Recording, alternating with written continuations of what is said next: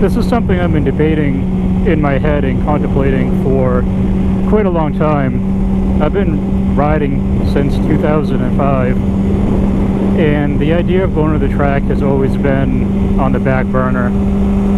Always something that I wanted to do. There have been lots of reasons for why I have never done it yet, but I think I'm at the point now where I really think I need to, because I want to that much now. The problem is that I think I've reached the pinnacle of street riding as far as the amount that I want to push it for myself and my ability on the street. There's always that a little bit that you have to hold back, even more than a little bit, because it is the street.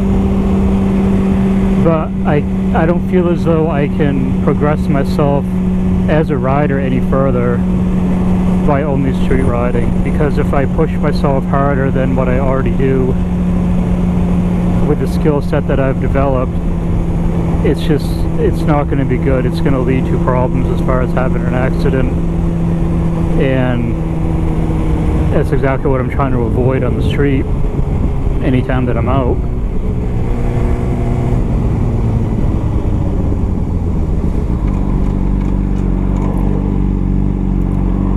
Why is it like every video I do, it gets stuck in traffic somewhere?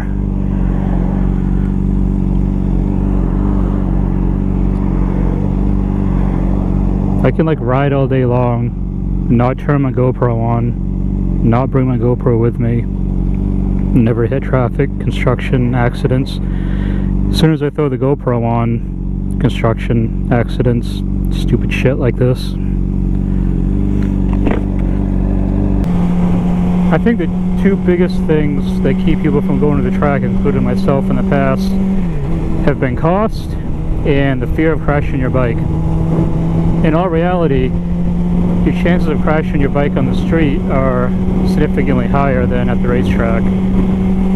But there's always that element of it. If I know that I'm at the track, I am going to absolutely hold nothing back. I will go 110% and push myself as hard as I possibly can to improve as a rider every time I'm out there doing laps or doing a track day. That's the whole goal for why I want to do it. On the street you can't do that, and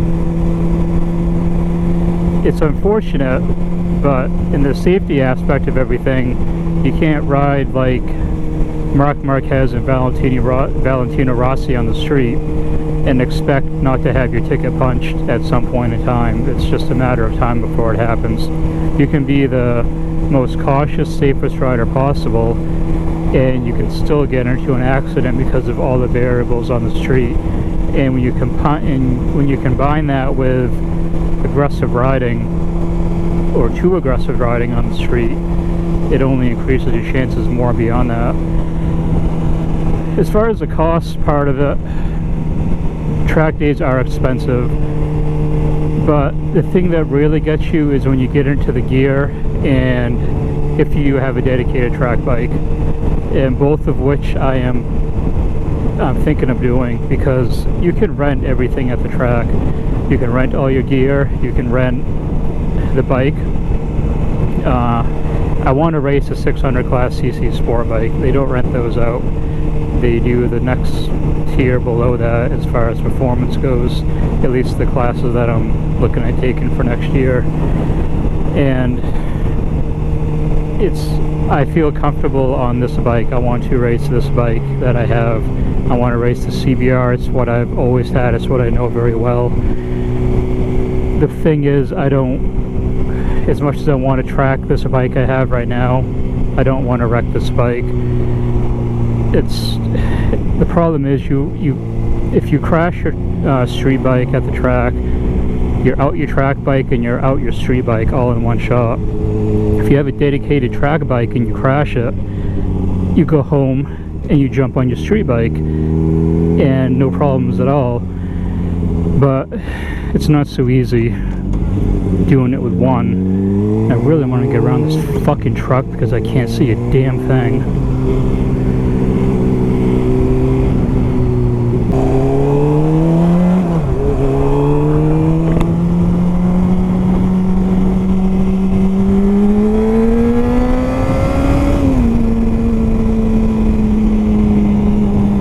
can't get in behind anything like that where I can't see out in front of me. Even when you're doing the proper following distance of 2 seconds back or more, I still can't see shit in front of me. It's so fucking annoying.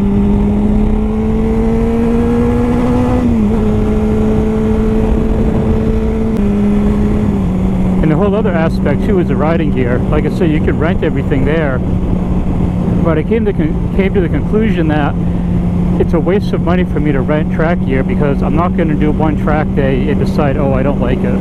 I want to go to the track because it's that next level for me to reach, and I know I'm going to like it, and I want to go a lot. Not a lot, but probably as much as my wallet's going to allow me to go. So it makes zero sense for me to rent gear and then go out and buy gear at some point, because the money used to rent it I could have put towards buying it to begin with. And I priced out everything on RevZilla.com for what it's going to cost me for all the stuff. The only thing I don't have to rebuy is my helmet. Everything else that I wear for gear is not track certified. Actually, my boots will probably, I think my boots are actually. I'd have to look into it a little bit more. They are over the ankle. They're the Icon Field Armors, and they do come up above my ankle, so these may actually be suitable for the track. But my gloves are not the gauntlet style, they're the short cuff. They only come up to my wrist. They have to go up here further for track certified gloves. And this jacket is a mesh jacket, which is not track certified. It has to be leather, and you have to have leather pants that zip to your jacket as well, or you have to buy a full one-piece suit, which I don't want, because my reasoning is that if I buy a two-piece suit, I can use the jacket for early season riding and late season riding when it's cold on both ends, where I'm not wearing this jacket, which is built more for days like this where it's close to 90 and humid. This is the day where you want a mesh jacket on. Wearing a leather jacket on a day like this is freaking brutal. I've done it before. It's not that much fun. And I priced everything out on RevZilla, and to buy everything that I need, I'll include the price of the boots just in case, but it came out to a little over $1,000 for everything. That's the jacket, boots, gloves, the pants, and a back protector. So it's a pretty hefty investment right from the start just to do a track day, but overall it's an expensive hobby anyway, just getting into motorcycles, and then when you throw in racing on top of it, it's a whole nother factor. And I've been kind of poking around on salvage motorcycle sites and Craigslist, hoping to find an 07 or an 08 that's been crashed, or something that's maybe got high mileage that is being sold for cheap, because I would really like to buy a dedicated track bike, not only for the self-reassurance of if I crash it, I'm not crashing my only bike and my street bike at the same time, but because it's a lot less hassle. You can race prep a race bike and keep it that way, where on a street bike you're doing a lot more maintenance on the bike overall if you're putting a lot of mileage on it. And with everything being safety wired and taped up, you have to tape up your lights, your mirrors. Your mirrors have to come off. You have to tape up your lights. You have to tape up your brake lights, take your plate off. It's a big hassle to go through doing all that every time you go to the track. Or if you had a bike that was dedicated just for that, you wouldn't have to do as much. There would still be some, because I don't plan on buying a trailer and towing my bike down to the track. So it would have to be street legal to the point of at least having one mirror on and having the lights untaped and having the license plate on. But that's easy to take all that off at the track. It's quick and it's easy, but I wouldn't want to have to street ride a bike that's also a track bike with everything that's safety wired all the time. It's just a huge pain in the ass, at least I think, because most of the people that are heavily into racing most likely have a dedicated track bike as it is.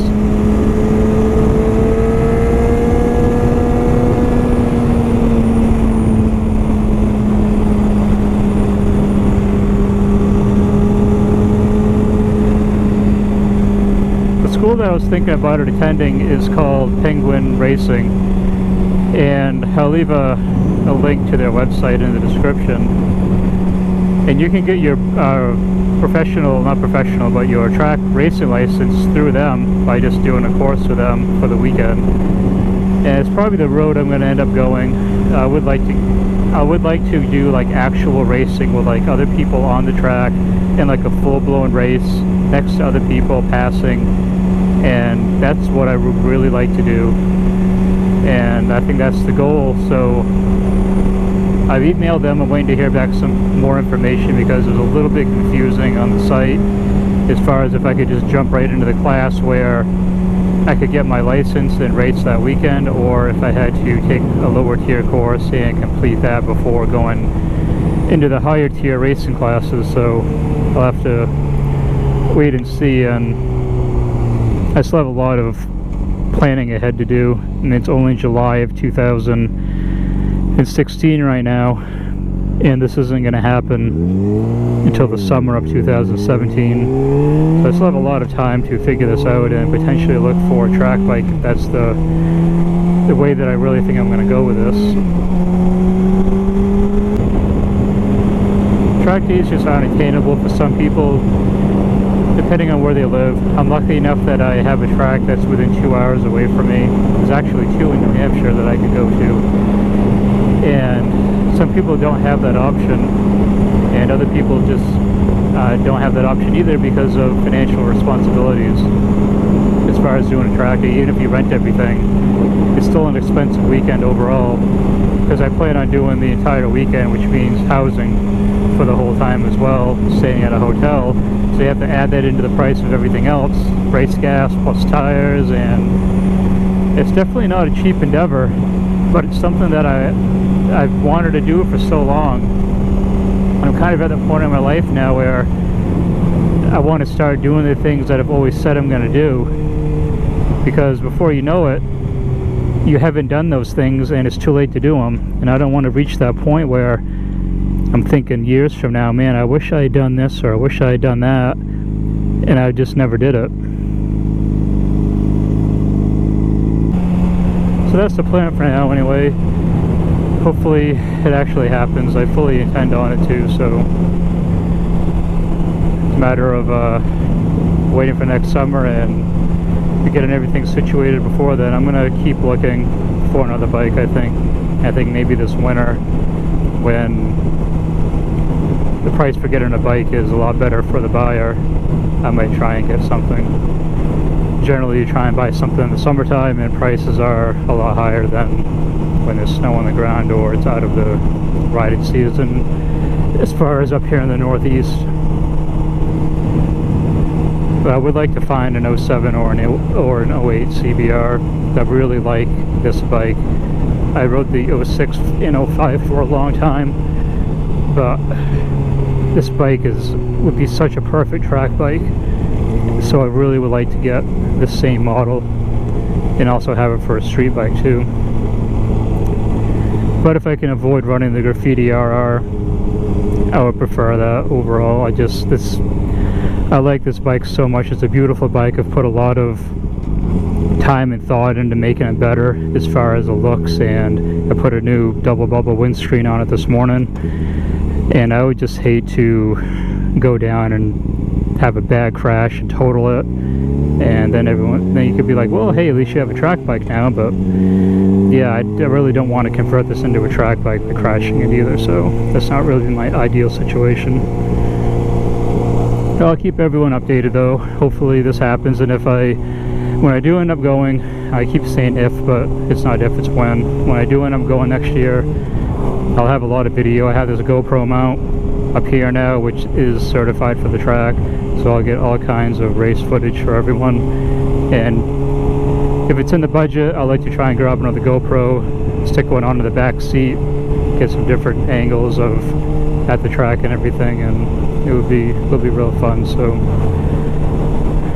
I suggest if anyone out there that's thinking about doing a track day, to look into it more, price everything out, weigh your options, and I would fully support doing it if anyone's looking at doing it. I think it's going to be a blast, and I can't wait to be on the track and, you know, trying to push myself further as a rider and learn more, learn better body positioning, better riding techniques, and just becoming a better rider overall. And that's really what I'm striving for, because like I said at the start of this, I've reached my max potential on the street, I think.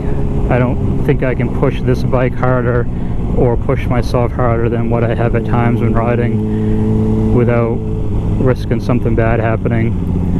So it's time for that next level, and it's time to go to that next level finally and actually do it.